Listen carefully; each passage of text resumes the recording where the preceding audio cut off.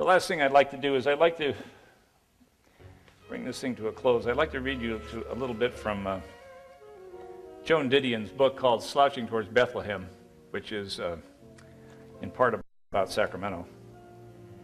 She writes, "Because the land was rich, Sacramento became eventually a rich farm town, which meant houses in town, Cadillac dealers, a country club.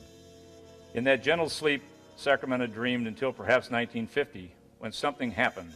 What happened was that Sacramento woke to the fact that the outside world was moving in fast and hard. At the moment of its awakening, Sacramento lost, for better or for worse, its character, and that is part of what I want to tell you about."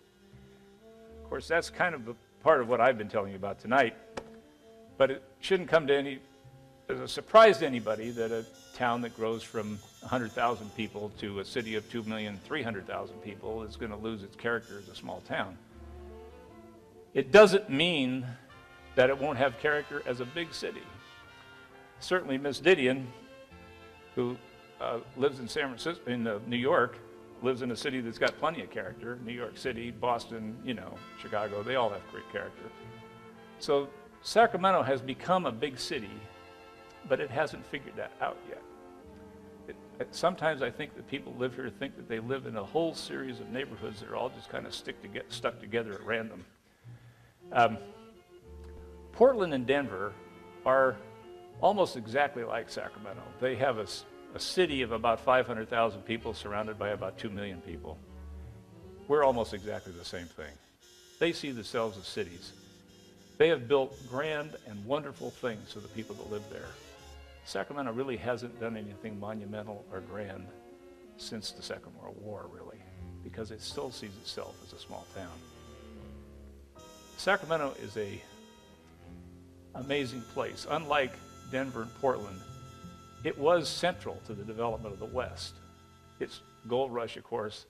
After the gold rush, 4 of its retail merchants, Huntington, Hopkins, Crocker, and Stanford, went back to Abraham Lincoln, got him to sign the legislation to build the great transcontinental railroad that brought the continent together, became from sea to shining sea. It infused huge amounts of capital into America. It is a beautiful place. It stretches across from the Sierra Nevada foothills, across the valley, across 2 beautiful rivers to the Sacramento River Delta. It is green, it is treed, it's a lovely place, and it has great weather.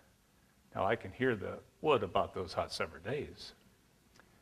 If you think Sacramento has hot summer days, you might have been raised in Carmel, but you certainly weren't raised east of the Sierra Nevada, because east of the Sierra Nevada, you get the scorching heat of the desert Southwest or the stifling humidity of the rest of the continent, the bugs that go with it. 85 in Philadelphia is worse than 110 in Sacramento, if you've ever experienced it. Okay. Sacramento, except for the coast of California and Hawaii, Sacramento has the best year-round weather in the country. And it has also infused America with great intellectual life. Joan Didion, we all know about. Richard Rodriguez went to Christian Brothers. He's an essayist on the Lara NewsHour. He's written several great books. He writes for the Los Angeles Times and Harper's. He's a commenter on modern American life. Cornel West went to Kennedy High School. He teaches at Princeton. He's the man without whom no serious discussion of race in America happens.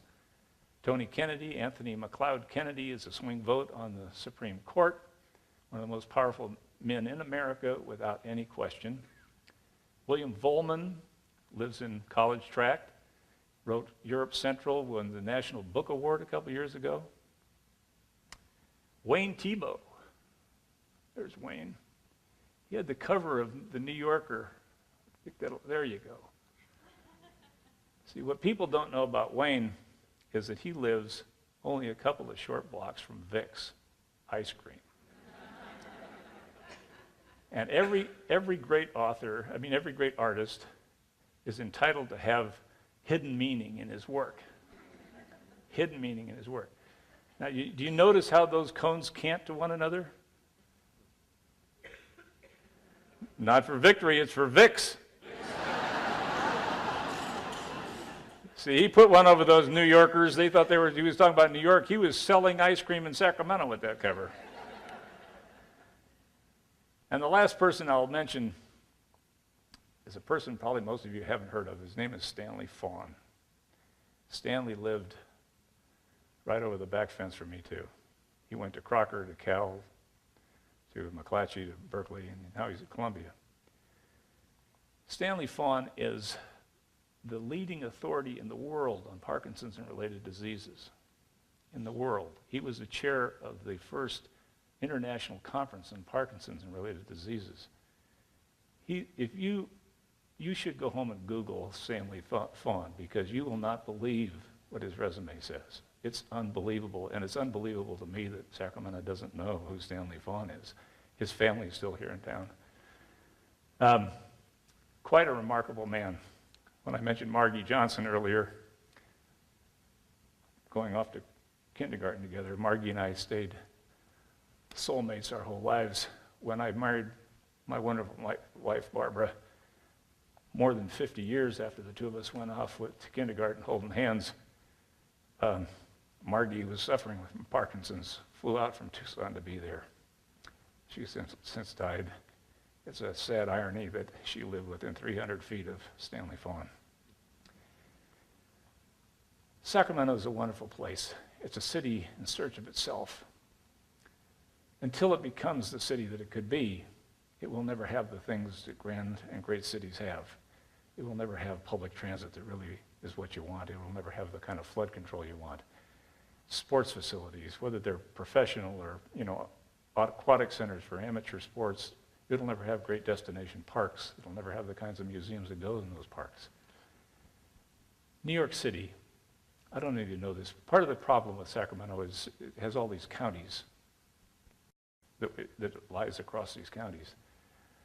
Do you know that the 5 boroughs of New York are all separate counties of the state of New York? Staten Island, Manhattan, Queens, Bronx, and Brooklyn are all separate counties. So maybe what Sacramento needs to do is have the borough of Davis, the borough of Roseville, the borough of Elk Grove, and the borough of Folsom, and make it the city of Sacramento, and then we will have the grand and glorious things that great cities have. We'll become the city like it was before the Second World War, that believed it could build a better future and was willing to sacrifice to do that. I love this place. It is my hometown, and I live 1 block from where I was born.